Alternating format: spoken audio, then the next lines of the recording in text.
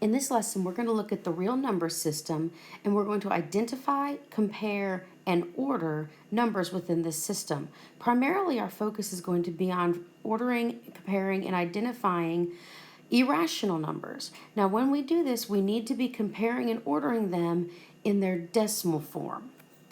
The reason we need to use their decimal form is because an irrational number is unable to be written as a fraction. Let's find the rational approximation of the square root of 15. For this question, I want you to look at the list of perfect squares that you should have written down in your interactive notebook, or you should have printed it out off of Canvas. In order to approximate using perfect squares without a calculator, you need to identify between which two perfect squares your number lies. On your form, your perfect squares start with 1, because 1 times 1 is 1. Then 4, because 2 times 2 is 4. Followed by 9, 16, 25, 36, and so on. The number 15 is located somewhere between the perfect squares of 9 and 16. So in this, we want to write 9 and 16, the two perfect squares that we find 15 between. Next step is the square root of 9 is less than the square root of 15, which is less than the square root of 16. And we're going to solve these two square roots. The square root of 9 is 3, and the square root of 16 is 4. This tells us that the square root of 15 is somewhere between 3 and 4. If we were to do this on a calculator, we would find the square root of 15 and we would get its decimal approximate.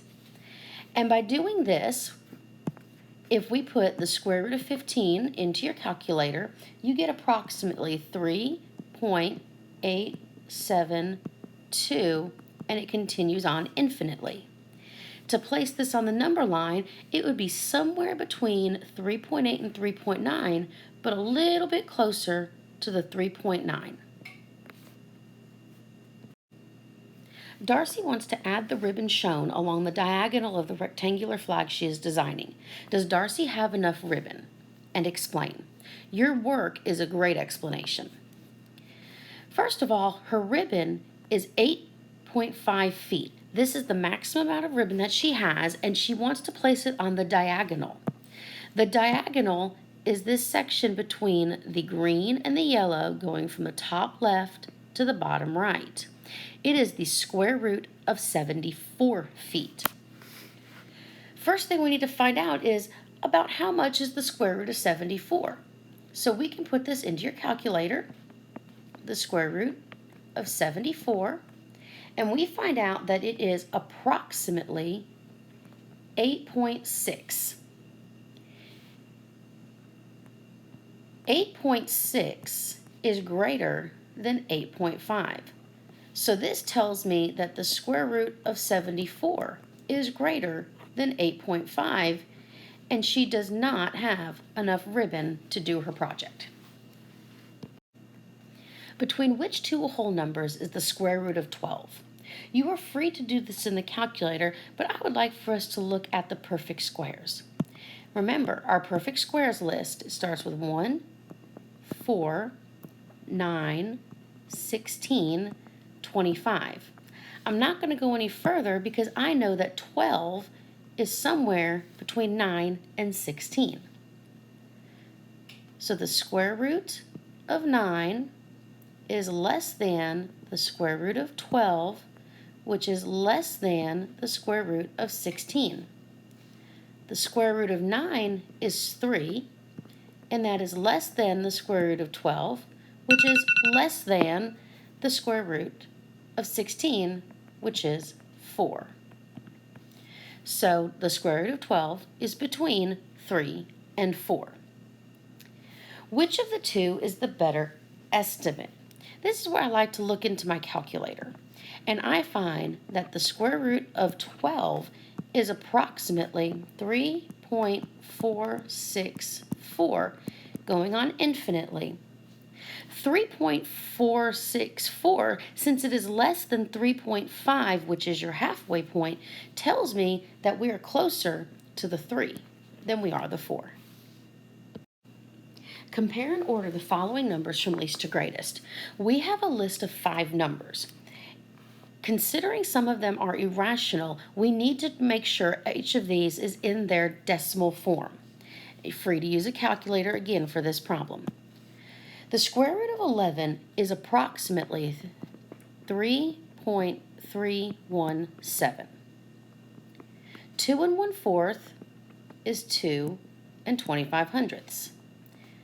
Negative 2 5/10 is already in decimal form, and 3.6 repeated is in decimal form, as is our irrational decimal at the end, negative 3.97621. While these are in decimal form is when we need to be comparing them, and 2 of them are negative. So since we're doing least to greatest, we need to put these first. And the lowest one is the negative 3.9. It is the furthest from 0. So negative 3.97621 is the first in our order, followed by negative 2.5. Now we're going to look at our others. We have 3.317, 2.25, and 3.6 repeated. 2.25 is our next lowest number, but if you look, its original form was 2 1/4, and that is how I have to write it in my answer list. Now I've got 3.317 and 3.6 repeated. 3.3 is less than 3.6, so the square root of 11 is my next number, leaving 3.6 repeated as the greatest number in the list. As you work through the rest of these, feel free to use your calculator or push yourself to use your perfect squares list. I will upload the answers in a couple of days to Canvas, and you are free to contact me through Canvas or during our virtual conference times with any questions. Have a nice day.